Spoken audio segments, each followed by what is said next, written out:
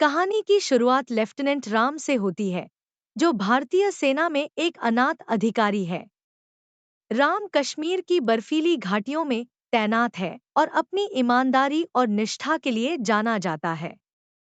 एक दिन उसे सीता महालक्ष्मी के नाम से एक गुमनाम पत्र मिलता है, जिसमें लिखा होता है कि वह उसे अपने परिवार का हिस्सा मानती है। यह पत्र राम के जीवन में खुशी और आशा की नई लहर लेकर आता है, क्योंकि उसने कभी परिवार का प्यार नहीं महसूस किया था। राम और सीता के बीच पत्राचार शुरू होता है और दोनों के बीच भावनात्मक संबंध विकसित होता है। सीता के पत्र राम के जीवन में उम्मीद और उद्देश्य की भावना लाते हैं, जिससे वह उसे व्यक्तिगत रूप से मिलने के लिए प्रेरित होता है। जब राम छुट्टी पर हैदराबाद जाता है, तो वह सीता से मिलने की कोशिश करता है। हैदराबाद में राम को अंततः सीता मिलती है, लेकिन एक चौंकाने वाला रहस्य उजागर होता है। सीता का असली नाम नूरी है और वह एक मुस्लिम परिवार से है। नूरी ने अपने परिवार और समाज के दबाव के चलते अपनी असली पहचान छुपाई थी। राम और नूरी के बीच का प्रेम सामाजिक और धार्मिक बाधाओं के कारण जटिल हो जाता है, लेकिन उनके बीच का संबंध गहरा और सच्चा है।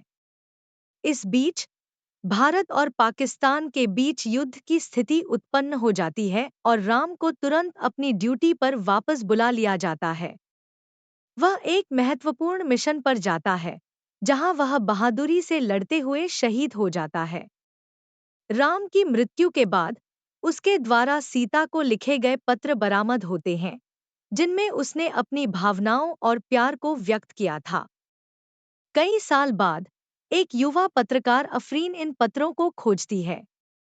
वह राम की आखिरी इच्छा को पूरा करने के लिए सीता को खोजने के मिशन पर निकल पड़ती है। इस यात्रा के दौरान अफरीन को राम और सीता की प्रेम कहानी के बारे में जानने का मौका मिलता है और वह समझती है कि उनका प्रेम सच्चा और गहरा था। अफरीन अंततः सीता को ढूंढ लेती है और राम का आखिरी पत्र उसे सौंप देती है। पत्र पढ़कर सीता भावुक हो जाती है और उसे एहसास होता है कि राम का प्रेम सच्चा था और वह उसकी यादों में हमेशा जीवित रहेगा। यह कहानी न केवल एक अद्वितीय प्रेम को दर्शाती है, बल्कि यह भी दिखाती है कि सच्चा प्रेम समय और समाज की बाधाओं को पार कर सकता है।